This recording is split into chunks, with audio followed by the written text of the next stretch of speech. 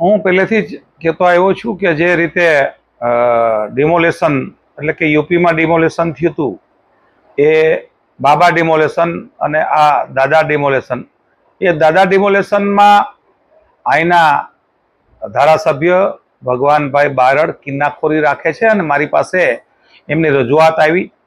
એ રજૂઆતને અમે કલેક્ટર સાહેબ સમક્ષ પણ મૂકી હતી કે જે ત્યાં એ ગામમાં 333 મત કોંગ્રેસને મળ્યા, 661 મત ભાજપને મળ્યા. જેમણે કોંગ્રેસને મત આપ્યા છે એમને ટાર્ગેટ કરીને એમને નુકસાન કરવા જઈ રહ્યા છે એવી મારી પાસે રજૂઆત આવી. ત્યારે મને ખાતરી આપવામાં આવી હતી કે એવું કંઈ નહીં થાય, પણ એ ખરેખર કાલે થઈને જ રહ્યું.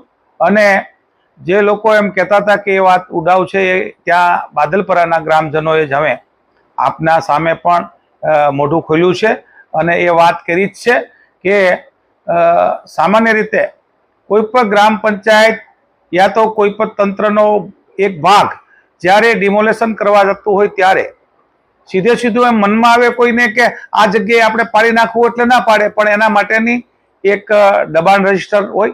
દબાણ રજિસ્ટરમાં કેટલાના દબાણ થયા, કેટલા મીટર થયું, ગૌચર છે તો કેટલું, ગામતળ છે તો કેટલું.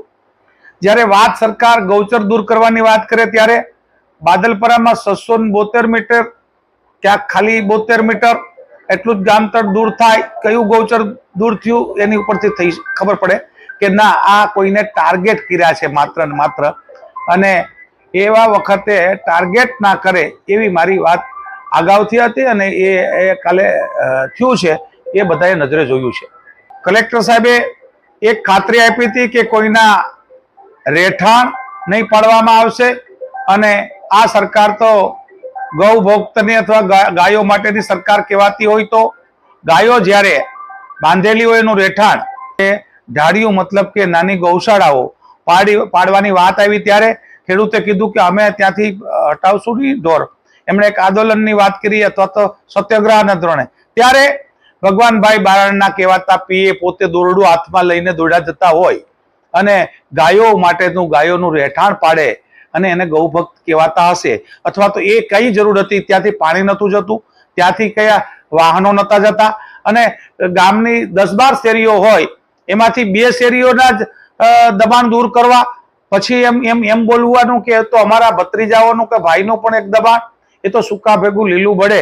એટલે તંત્રને બતાવવા માટે 4 કોંગ્રેસ વાળાના મકાન યા પેલા પાડે એટલે 2 બીજાના પાડવા, એવી થિયરી ઉપર જ્યારે એમના પીએ પણ હાથમાં દોરડા લઈને, જેમને જે સરપંચના હોય, જે કોઈ અધિકારી નથી, ત્યારે અધિકારીઓએ આવા લોકોને કેમ ચલાવી લે છે અથવા આવું કેમ માને એ પણ એક શંકાનો વિષય છે. અને કયું એવું પ્રેશર છે અધિકારીઓ ઉપર કે આવા લોકોને ચલાવવા પડે. અને ભગવાનભાઈએ પોતે પણ આ બાબતમાં મંથન કરીને નાના માણસોને અન્યાય ન થાય એ પણ જોવું પડે. પોતે ધારાસભ્ય છે, આવું ન કરે એવી અગાઉ પણ મેં અપીલ કરી હતી.